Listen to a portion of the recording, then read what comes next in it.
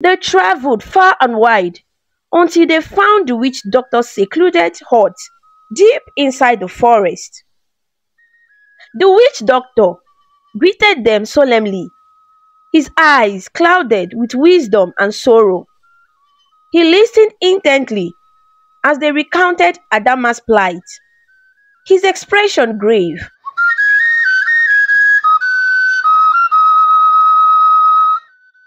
Once upon a time, in a small kingdom far away in the eastern part of Nigeria, there lived a princess named Adamma. She was the beloved daughter of King Agui and Queen Noma. Adamma had a little sister named Adako, who was her closest companion. Adamma was known throughout the kingdom for her beauty, intelligence, and kindness. She spent her days exploring the palace gardens, playing with her sister, and helping the villagers whenever she could. One fateful night, Adamma woke up feeling strange. She looked in the mirror and gasped in horror. Her reflection showed a chubby face and a bulging belly. "What's happening to me?" she cried out, her voice trembling with fear.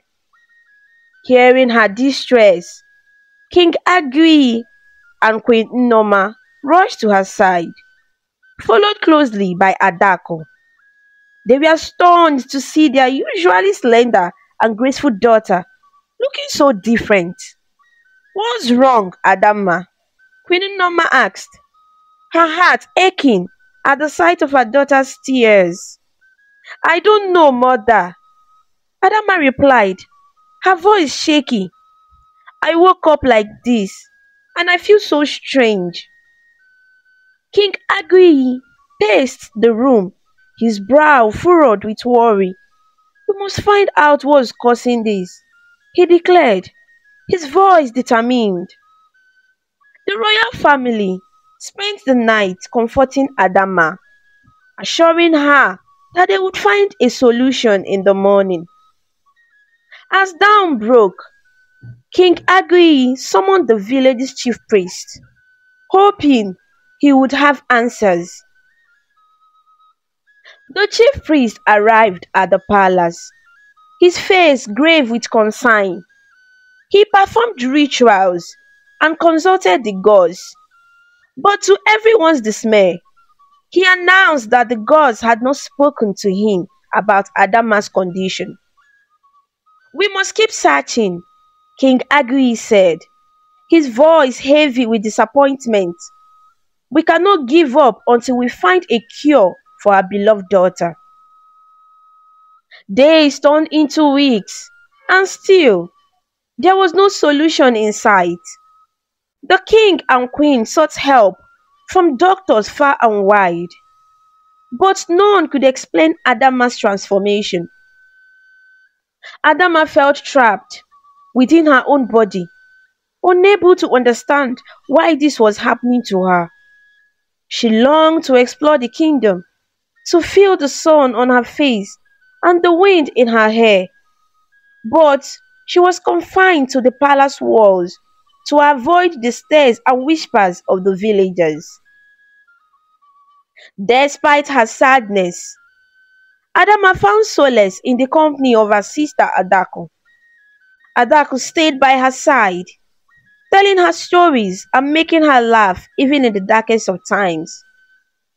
"Please don't be sad, sister," Adako would say, her eyes shining with love and compassion. "We will find a way to make you well again, I promise." Adamma smiled weakly, grateful for her sister's unwavering support. Together, they dreamed of the day when Adamma would be free to roam the kingdom once more. As the days passed, Adamma's spirit began to lift. She found joy in the simple pleasures, like watching the sun rise from her window or listening to the birds sing in the palace gardens.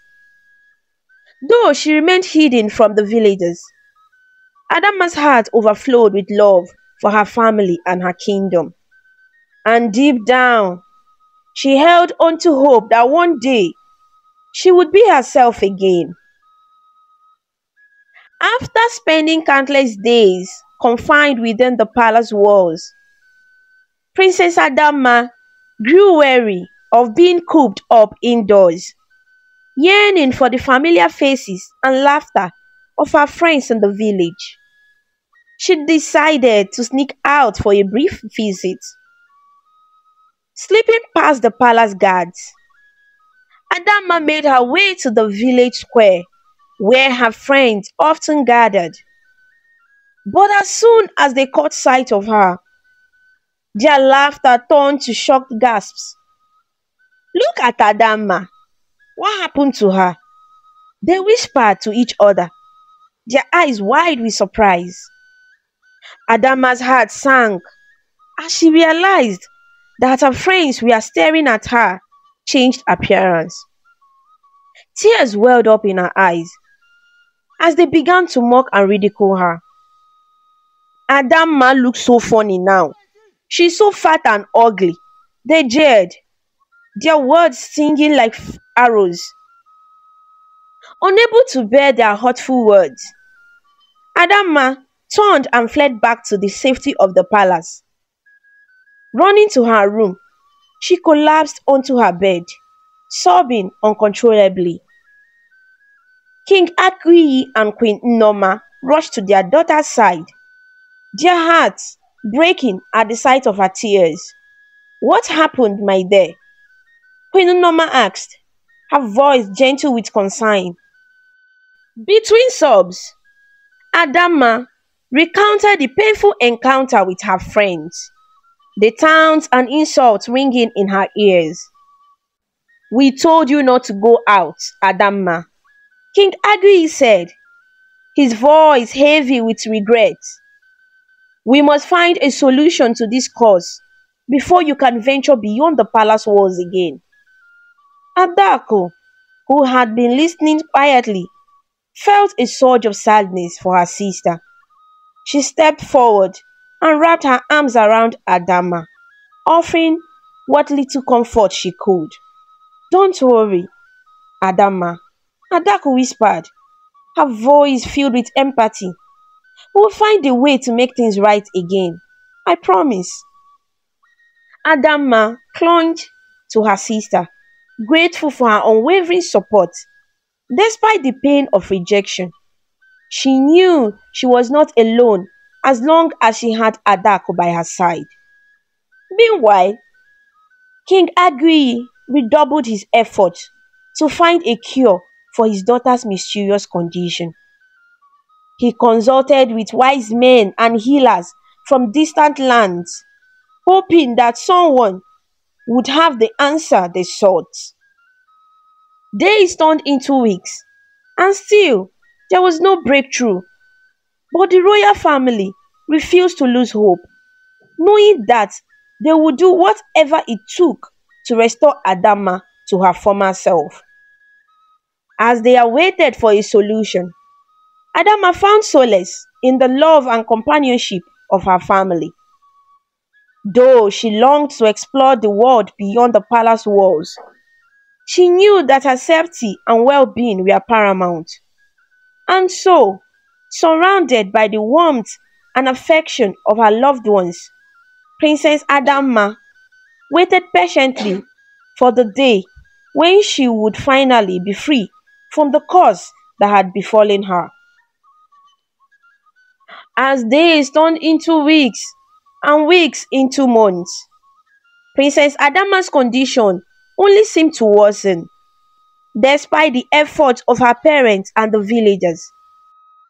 Her weight continued to increase at an alarming rate.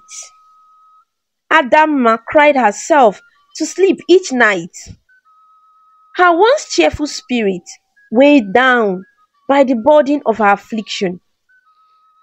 The king and queen grew weary and desperate, their hearts heavy with sorrow. "We must find solution," Queen Noma said to King Agui one evening, her voice trembling with concern. Her daughter cannot continue like this. King Agriyi nodded, his brow furrowed with worry. I will do whatever it takes to save our daughter, he vowed, his voice filled with determination. And so, the king and queen sought out a powerful witch doctor who was said to possess knowledge of ancient remedies and mystical cures. They traveled far and wide until they found the witch doctor's secluded hut deep inside the forest. The witch doctor greeted them solemnly, his eyes clouded with wisdom and sorrow. He listened intently as they recounted Adamma's plight, his expression grave. After a moment of deep contemplation, the witch doctor spoke in a voice heavy with meaning. Your daughter is under a curse, he said, his words sending shivers down their spines. Only you, the king and queen, have the power to reverse what has been done. The king and queen exchanged bewildered glances, struggling to comprehend the witch doctor's cryptic message. What must we do? King Agriyi asked, his voice barely above a whisper. But the witch doctor's face remained impassive. Go home and wait for the appointed time, he replied. The gods will reveal their plan in due course. Feeling more confused than ever, the king and queen thanked the witch doctor and made their way back to the palace. Despite their uncertainty, they clung to the hope that the gods would intervene and save their beloved daughter. As they awaited for the gods' guidance, Adamma's condition took a turn for the worse. Not only was she gaining weight rapidly, but her appetite had become insatiable. She devoured every morsel of food in the palace, her hunger seemingly bottomless. The king and queen watched helplessly as their daughter consumed meal after meal, her once dainty frame now bloated and swollen. Their worries deepened with each passing day, knowing that they were powerless to stop the relentless march of her affliction. It looks as if she is possessed by a ferocious spirit, Queen Noma whispered to King Agriyi one evening, her eyes filled with tears. King Agriyi nodded, his heart heavy with sorrow.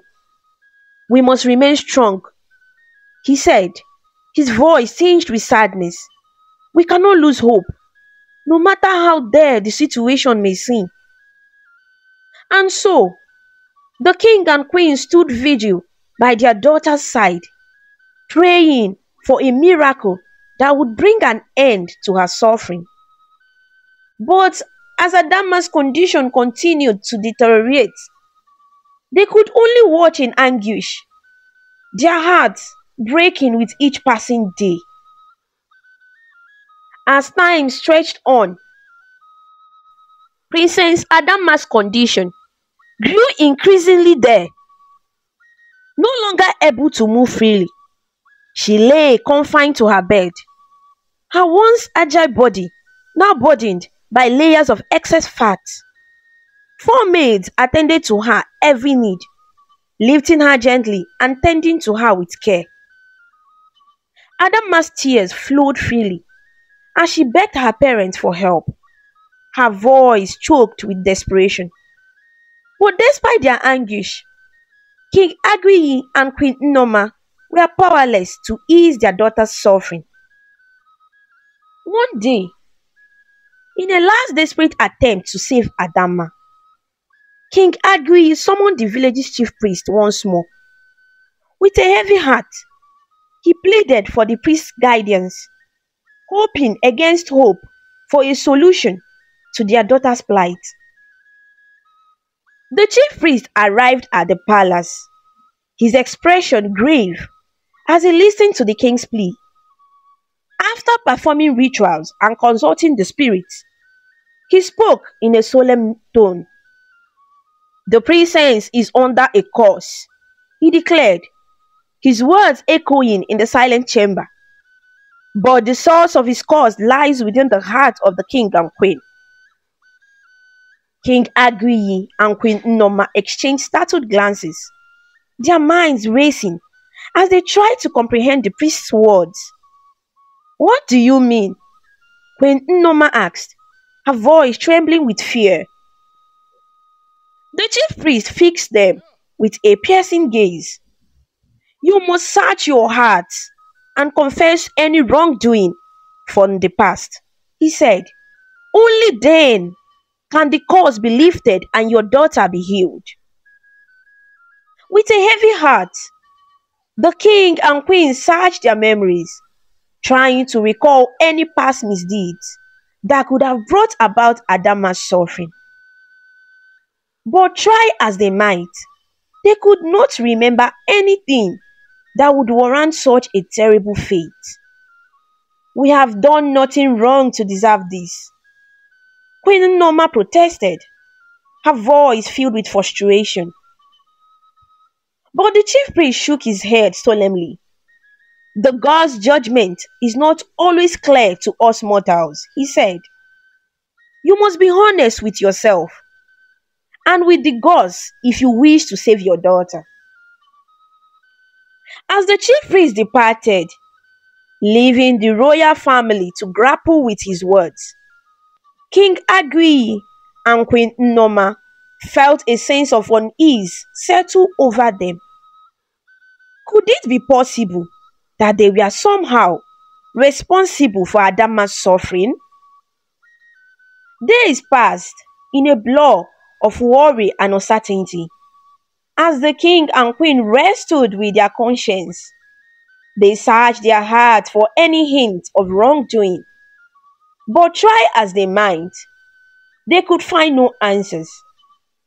It's as if a past has been wiped clean, King Agui said to Queen Nnoma one evening, his voice heavy with despair. Queen Nnoma nodded, her eyes filled with tears. "I don't understand how this could have happened," she whispered.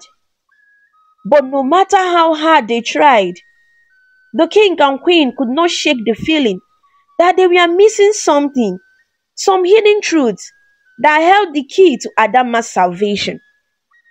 And so, as Adamma lay confined to her bed, her cries echoing through the palace halls, the royal family remained trapped in a web of uncertainty and fear, their hearts heavy with the burden of their daughter's suffering. One night, as Princess Adako drifted into sleep, she found herself in a strange dream. In the dream, she was running through a dark forest, with a young lady chasing after her, her cries echoing in the night. Adako could feel her heart pounding in her chest as she ran, her breath coming in short gasps. The girl's voice grew louder and louder, pleading with Adako to wait for her. Finally, Adako summoned the courage to stop and turn around. Standing before her was a ghostly figure, her eyes empty sockets filled with tears of blood. Frightened, Adako asked, "Who are you?" The ghostly girl replied, her voice filled with sorrow, "My name is Umenwa. Your parents killed me." Adako's heart raced with fear, and she listened to the girl's words. "I cursed them," the girl continued, "and now your sister suffers because of their sins. If they do not confess, you will suffer the same fate." Before Adako could ask any more questions, the ghostly figure vanished, leaving her alone in the darkness. With a start, Adako woke up, her heart pounding in her chest. Terrified, she rushed to her sister's room to check on her, finding Adamma still trapped in her bed, tears streaming down her face. Adako felt a surge of despair. With tears in her eyes, Adako raced to her parents' chambers, her mind filled with fear and confusion. Bursting into the room, she recounted her dream to them, her voice trembling with emotion. "Who is Umenwa?" she asked, her eyes searching their faces for answers. King Agui and Queen Noma exchanged startled glances, their hearts pounding with dread. "Where did you hear that name?" Queen Noma asked, her voice barely above a whisper. Adako recounted her dream once more, her voice filled with urgency. "She said you killed her," she said, her eyes wide with fear. "And now she's cursing her family." The king and queen's faces paled as they listened to Adako's words. Could it be possible that their past sins had come back to haunt them, manifesting in their daughter's suffering? Unable to speak, they stared at each other in shock, their minds reeling with the implications of Adako's revelation. And so, as the truth of Umenwa's cause hung heavy in the air, the royal family found themselves faced with a choice: to confront the sins of their past and seek redemption, or to continue to live in denial and watch as their family was consumed by darkness. As the first light of dawn crept into the palace, King Agui and Queen Noma found themselves unable to shake off the weight of the problem that loomed over them.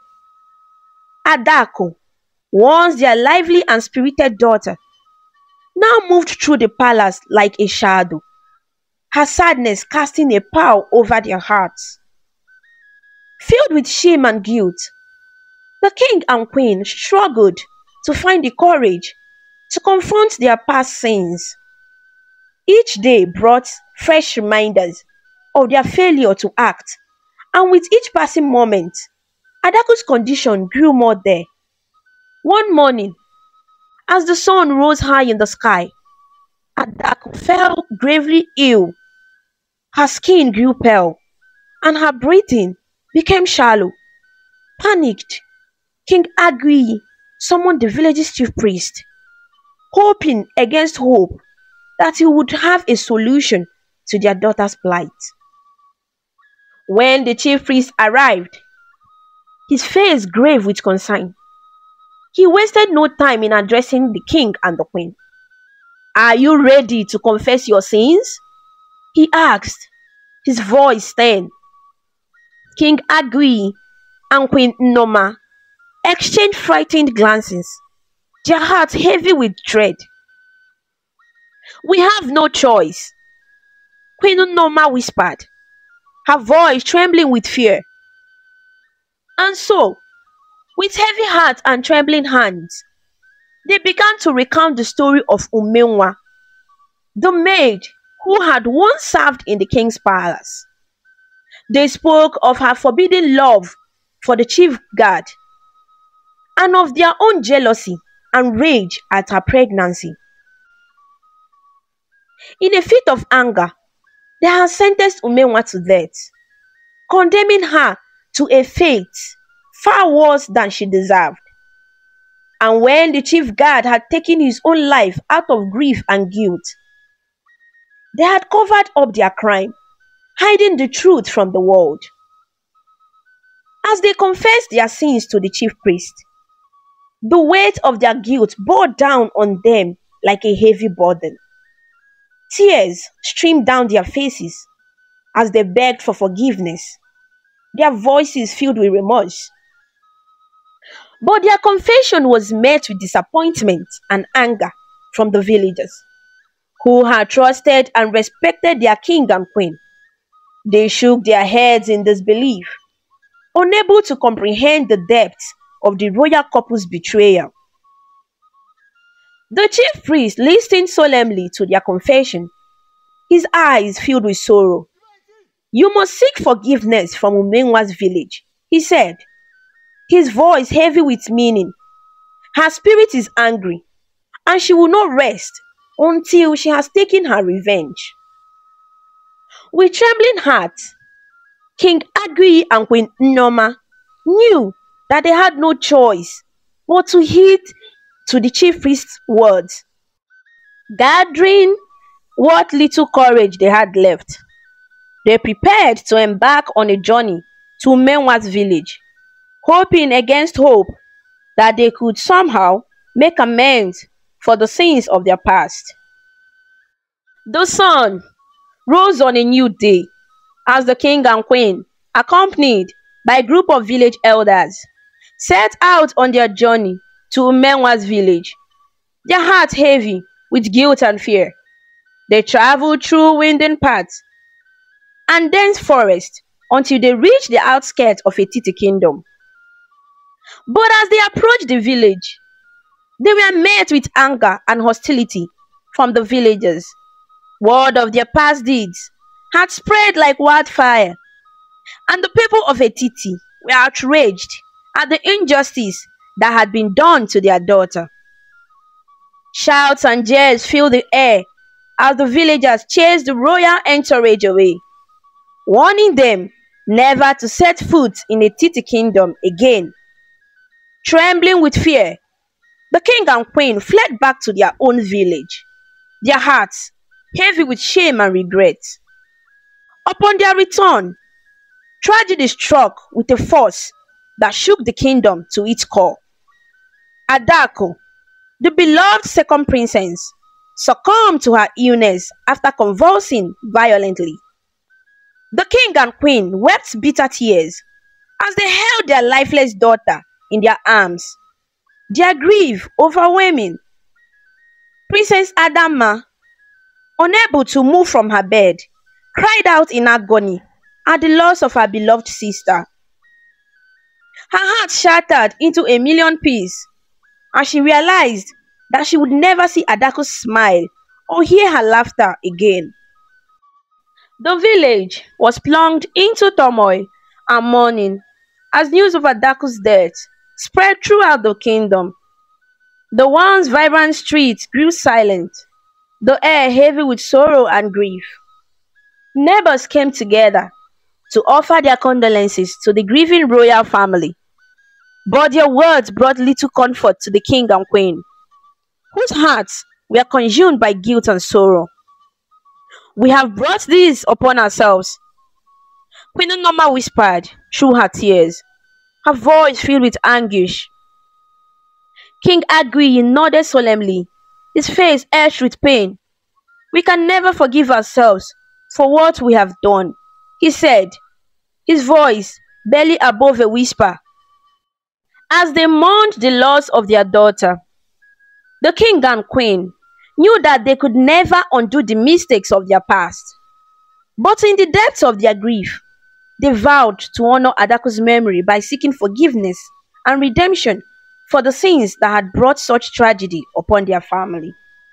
And so, as the kingdom mourned the loss of one of its own, the royal family faced an uncertain future, their hearts heavy with sorrow and regret, but their spirits filled with determination to make amends for the wrongs that had torn their family apart.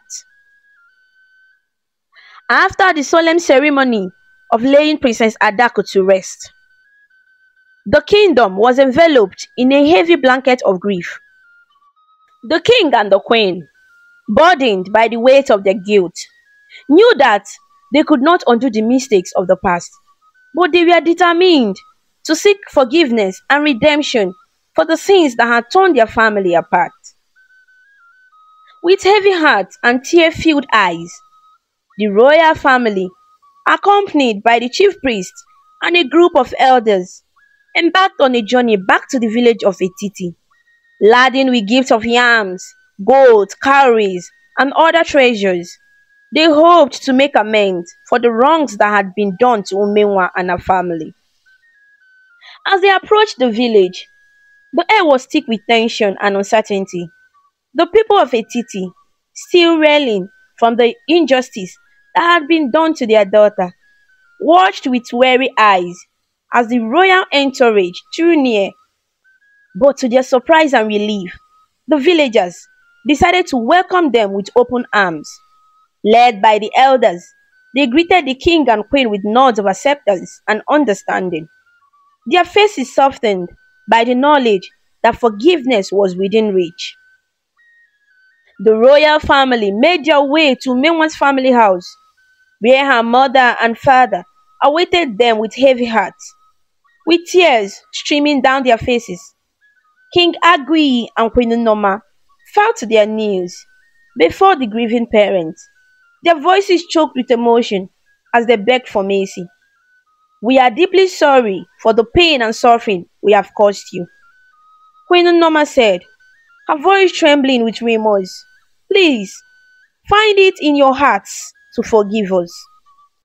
Umenwa's parents, though still grieving for their lost daughter, were moved by the sincerity of the royal couple's words. With a heavy heart, they nodded their heads in forgiveness and bid the king and queen to rise.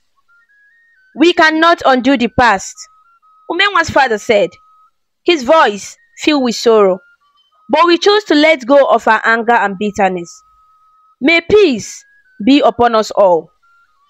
With tears of gratitude in their eyes, the king and queen presented the gifts they had brought as a token of their remorse and gratitude. The villagers watched in silence as the treasures were laid at the feet of Umenwa's family, a symbol of the royal family's commitment to making amends for the wrongs that had been done. After bidding farewell to the people of Etiti, the royal family returned to their own village, their hearts lighter than they had been in many days. Though the wounds of the past would never fully heal, they knew that forgiveness was the first step on the long road to redemption. As they returned to their village, a sense of relief washed over the royal family, but their shock turned to joy when they saw Princess Adamma standing before them, her once bloated form now restored to its former glory. With tears of happiness streaming down her cheeks, she ran to embrace her parents. The weight of her burden lifted at last. "Mama, Papa, I'm back to normal," she cried, her voice filled with elation. King Agui and Queen Noma embraced their daughter tightly, overcome with gratitude and relief, though their hearts still ached for the loss of Adako. The sight of Adama's recovery filled them with hope that their sins had been forgiven. "We are so grateful, my child," Queen Noma said, her voice choked with emotion. "Thank you for coming back to us." As they rejoiced and celebrated Adama's recovery, they couldn't help but feel a pang of sadness for their beloved daughter who was no longer with them. Adamma too mourned the loss of her sister, wishing with all her heart that Adako could have been there to witness her transformation. But amidst the bitter sweetness of their reunion, the royal family found solace in the knowledge that they had been granted a second chance, a chance to make amends for the mistakes of the past and to build a better future together. Determined to atone for their sins, King Agui and Queen Noma made amends with the villagers, seeking forgiveness for the pain they had caused. And in time, peace was restored to the kingdom as the wounds of the past began to heal. As Adamma grew into a young woman, she got married to a kind and caring man. Her father made the decision to hand over the mantle of leadership to her and her husband, a wise and just ruler who had won the hearts of the people. With her guidance, the kingdom flourished as love and kindness prevailed over darkness and despair. And so, as the years passed, Adamma and her husband ruled the kingdom with wisdom and compassion. their reign marked by prosperity and harmony. And though the story had come to an end, the lessons learned and the bonds forged would live on forever in the hearts of the people, a testament to the power of forgiveness, redemption, and the enduring strength of the human spirit. Lessons from this story. The story of Princess Adamma teaches us many important lessons. One of the most important lessons is about forgiveness. In the story, Princess Adamma's family makes a mistake in the past by treating someone unfairly. Because of this mistake, Princess Adamma suffers and became cursed. But instead of hiding from their mistakes, her family faces them and seeks forgiveness from the people they wronged. Through their sincere apologies and efforts to make amends, they show us that it's never too late to ask for forgiveness. They also teach us that forgiveness is powerful and can bring healing and redemption to both the person who seeks forgiveness and the person who forgives. Another lesson is about the importance of family and love. Despite the challenges they face, Princess Adama's family sticks together and supports each other.